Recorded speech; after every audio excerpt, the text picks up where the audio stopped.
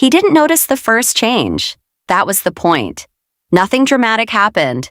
No arguments, no slammed doors, no cold silence at dinner. Just one anonymous submission filed at 9:42 a.m. But it didn't begin that morning. It began 2 nights earlier. She sat in the guest room, lights off. His laptop rested on the desk. He trusted her around it. He believed she didn't understand finance. He was wrong. She wasn't searching for passwords. She was studying patterns, campaign contributions, and consulting transfers, infrastructure allocations. One fund appeared repeatedly. Urban Redevelopment Initiative. It moved too smoothly, too cleanly. Money that clean usually hides dirt. She didn't copy anything. She memorized structure, dates, routing codes, authorization sequences. Then she closed the laptop exactly the way she found it. No trace. The next morning, public library, second floor, corner terminal. She paid cash for printing, used gloves. Not because she was paranoid, and because she was patient. She compiled 3 flag transfers, 2 shell consultancy names, 1 conflict of interest clause, all publicly traceable, nothing fabricated. Truth is more dangerous than lies. She attached documentation, entered an anonymous submission to oversight compliance, irregular financial routing, request for audit. Her finger hovered over submit, not shaking, not angry, just steady. Click. The system confirmed. Submission received. She walked out calmly and bought coffee across the street and went home. 3 days later, his CFO knocked twice before entering. "Sir, we have a temporary review hold." He didn't look up from his tablet. "Routine. It's compliance initiated." That made him pause. Compliance didn't move on routine matters. "Source?" Anonymous. Silence. "How long?"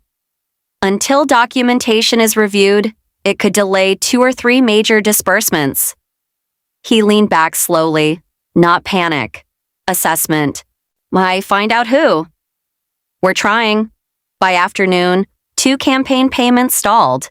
A donor called personally. "I'm hearing there's a review." "It's nothing," he assured, but his tone had lost a degree of certainty. Inside his office, he made a private call. "I want internal tracing on the compliance trigger." Pause. "Yes, I know it's anonymous." Another pause. "What do you mean, public terminal?" His expression shifted. Public terminal meant intention, not accident. He ended the call slowly. May someone deliberate had done this. That evening, candles, crystal glasses, soft music. He watched her while cutting a steak. "You've been out a lot." "Have I?" she replied softly. "Library, coffee shops." She didn't freeze, just blinked slowly.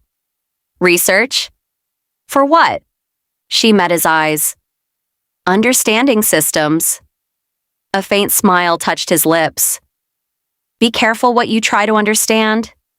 Her voice stayed calm. "Why?" Silence. The air tightened. He changed the subject. But suspicion had entered the room. The next day, his assistant entered quietly.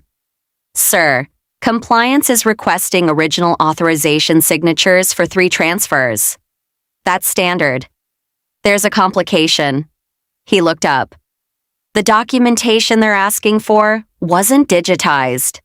Silence, meaning someone had specifically referenced those transfers, someone who knew where to look. Trace the internal access logs. Minutes later, a report printed. No breach, no remote access, no internal leak. Yet just one anomaly. A search pattern. Not from his office, from a shared guest device. His jaw tightened. Guest device. He walked slowly down the hallway, paused outside the guest room. The door was slightly open. Inside, nothing unusual, neatly arranged, untouched. But on the desk, a faint outline in dust where a laptop had rested longer than usual. He stood there, thinking. Then he smiled slightly, not because he knew, but because now. He was curious. That night, his phone buzzed again. Another flagged transaction. Audit request escalated. For the first time, he felt resistance, not political, not external, personal. He walked toward the balcony. She stood there watching the skyline. Calm, unbothered, he studied her back, trying to read something invisible. She didn't turn around, but she knew he was there. And that knowledge was the real power.